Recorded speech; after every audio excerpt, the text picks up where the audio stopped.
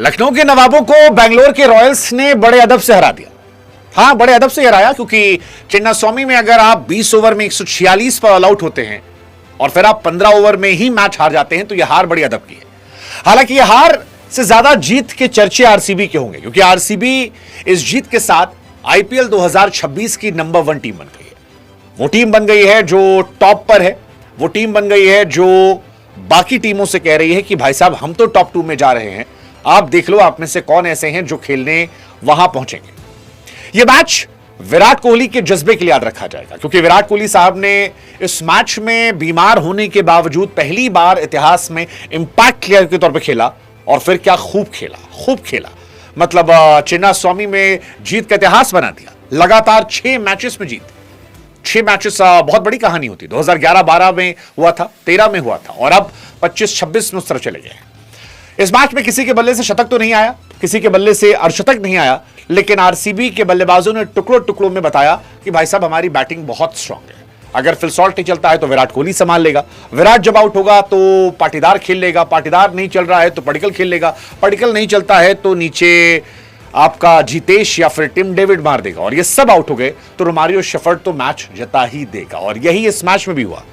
चिन्नास्वामी में यह पहला मैच है, हालांकि इतिहास में अगर 2018 के बाद से बात की जाए, जहां पर किसी एक भी बल्लेबाज के बल्ले से 50 ही निकला।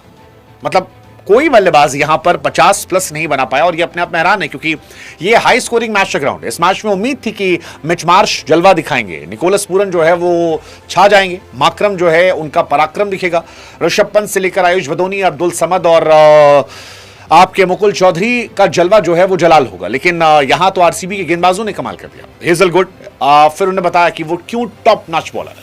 आप टेस्ट मैच खिला लो, वनडे मैचेस खिला लो, T20 खिला लो, हेजलवुड हर जगह पर नंबर 1 है। और same Bhuvneshwar Kumar, is ageing like a old wine. जो उम्र के साथ वो और ज्यादा उनकी गेंदबाजी जो है वो खूबसूरत होती जा रही है। वो जो उनकी गेंदें निकल रही थी वो बड़ी खूबसूरत गेंदें थी और कुछ विकेट तो उन्होंने इतनी खूबसूरती से निकाले कि देखकर मुंह से निकला कि वाह क्या कमाल है। रसिक डार सलाम की भी तारीफ करनी चाहिए। आई मीन नया लड़का, आरसीबी की बॉलिंग को उसने कंप्लीट कर दिया।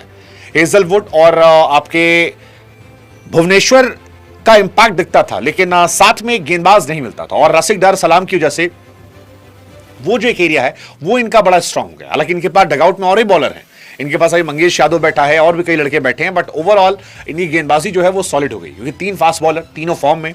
सुयश और कुरनाल क्या गजब गेंदबाजी कर रहे हैं। कुरनाल पांड्या की आप जितनी तारीफ करें उतना कम है। मतलब आज जिस तरह से विकेट निकाले उन्होंने, आपको तारीफ करनी चाहिए। तारीफ है, इसीलिए शायद आरसीबी जो है वो टेबल टॉपर हो गई। एक मैच जहां पर वैभव सूर्यवंशी ने उन्हें हरा दिया था, उसके अलावा अगर आप देखें एसआरएच को 6 विकेट से हराया, सीएसके को 43 रनों से, मुंबई को 18 रनों से, एलएसजी को 5 विकेट से उन्होंने हराया। 5 मैचेस में 4 जीत, सिर्फ वो एक मैच में हार जहां पर वैभव सूर्यवंशी के एक्स्ट्राऑर्डिनरी बैटिंग ने उन्हें हराया था और आरसीबी डोमिनेट करते हुए हराती है। एसआरएच को उन्होंने 15.4 ओवर में 203 चेस कर दिया था। सीएसके के सामने 20 ओवर में 250 ठोके थे। एक आरआर वाला मैच था जहां वो थोड़े कमजोर पड़े थे, 201 जहां पर मैच बने थे। अदरवाइज आप देखो एमआई के सामने 240 ठोक दिए थे और आज भी वो लंबा खेलने वाले थे। 15 ओवर में 149 रन बनाए, विकेट गिर रहे थे बट उनकी बैटिंग लाइनअप सॉर्टेड थी। उन्होंने मानो मन बना रखा है कि भाई हम तो तेज खेलेंगे, जिसको जैसे खेलना है वो खेल ले और वो खेल रहे हैं। रजत पाटीदार भी इस सीजन में खेल रहे हैं, आज भी उन्होंने खेला।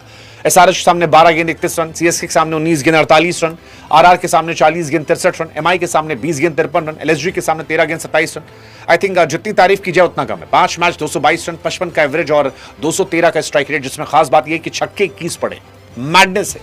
मतलब एक साइड विकेट गिरता रहता है और एक साइड पाटीदार आते हैं और एक्सप्लोसिव बैटिंग से सबको हैरान कर देते हैं। So I am very much impressed उनसे। विराट कोहली ने भी इस मैच में अच्छा खेला। पावर प्ले में तो खासतौर पर जिस तरह से शमी को टैकल किया वो कमाल था।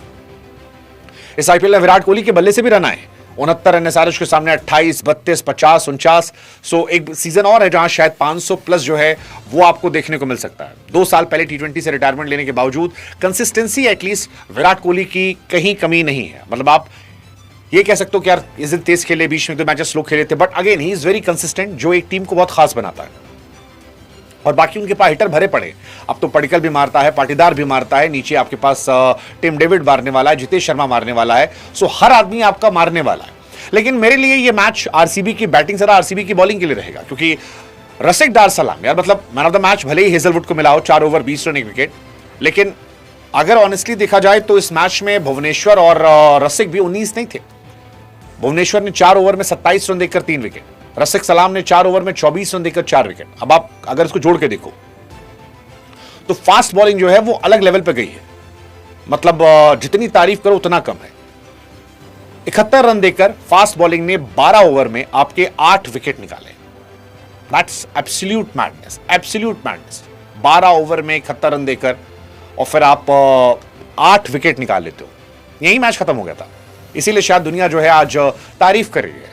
आईपीएल हर दिन एक नया स्टार पैदा कर रहा है और आज के स्टार जो थे वो रसिक सलाम थे और उनको दुनिया सलाम करे। 24 अब बहुत यंग लड़का है और जिस तरह से वो गेंदबाजी कर रहे हैं, खासतौर पर वो मुकुल चौधरी को जिन्होंने क्लीन बोल्ड मारा था, क्या कमाल ही गेंद थी। मुकुल ने एक शॉट अच्छा मारा, हम सब एक्सपेक्ट करते वो और अच्छा खेलेंगे, लेकिन फिर वो टांगों के बीच में यॉर्कर और कमाल कमाल। मतलब अगर आप अनकैप्ड इंडियन की बेस्ट बॉलिंग परफॉर्मेंस देखोगे तो वहां पर आपको टॉप में ये भी नजर आएंगे। हर्षल पटेल ने 2021 में किया था, 5 विकेट लिए थे। श्रीनाथ अरविंद ने 4 विकेट निकाले थे 2011 में। आपके केपी अपन्ना ने 2012 में काम किया था और रसिक डार सलाम ने इस साल 2026 में काम किया है। कश्मीर के कुलगाम जिले के छोटे से गांव अशमुजी से निकलकर आईपीएल के करोड़ों का कॉन्ट्रैक्ट का सफर उनका आसान नहीं था। उनके पिता अब्दुल सलाम डार जो पेशे से एक स्कूल शिक्षक हैं, वो चाहते थे कि रसिक पढ़ाई पढ़ें। रसिक ने कहा मुझे अफसर नहीं खिलाड़ी बनना है। बाद में पिता ने समर्थन किया और उनके हेड कोच के तौर पर काम करने लगे और फिर जबरदस्त तरीके से रहा, मतलब कम पैसों में मेहनत की, जम्मू कश्मीर से आया और फिर इरफान पठान ने इनकी प्रतिभा को संभाला था, सीनियर टीम में मौका दिया था। मुंबई इंडियंस ने इन्हें खरीदा था 2018 में। 2019 में 17 साल की उम्र में मुंबई के लिए डेब्यू किया था, 17 साल 353 दिनों के। फिर कुछ इनके ऊपर गड़बड़ी रही, 2 साल का बैन लग गया। इसके बावजूद मुंबई इंडियंस ने इनको मेंटल सपोर्ट दे रखा था। 2021 में कोलकाता नाइट राइडर्स ने इन्हें खरीदा, फिर वो बाहर हो गए पीठ की चोट की वजह से। 2024 में दिल्ली कैपिटल ने इन्हें खरीदा था और वहां इन्होंने अच्छा प्रदर्शन किया, गुजरात और मुंबई के सामने 3 विकेट निकाले थे। और फिर 2025 में इन्हीं किस्मत चमकी, आरसीबी ने 6 करोड़ में खरीदा और फिर rest is history, rest is history. आज बड़े बड़े बल्लेबाजों को चारों खाने कर दिया। लखनऊ डिसअपॉइंट होगी क्योंकि लखनऊ में पूरन ने डिसअपॉइंट किया, मतलब 2024 में 499 रन, 2025 में 524 रन। फिर उसके बाद वो T20 वर्ल्ड कप से रिटायर होते हैं और रिटायरमेंट का असर ऐसा लगता है कि उनके इंटरनेशनल लीग्स में भी दिख रहा है। हर बड़े टूर्नामेंट में वो इंटेंट कम हो रहे हैं, ऐसे T20 की बात हो, IL T20 की बात हो। और ये भी शायद एक मैसेज है कि वो खिलाड़ी जो बहुत बड़े प्लेयर है, अगर वो इंटरनेशनल क्रिकेट छोड़ देते हैं तो स्ट्रगल करते हैं और ये struggle he I think Lucknow के हारने की वजह बना। But anyways well played RCB, well done. I think RCB Punjab ये 2 टीमें तो मैं टॉप 2 में छोड़ रहा हूँ। आपकी टॉप 4 टीमें कौन सी हैं आप कमेंट सेक्शन में लिख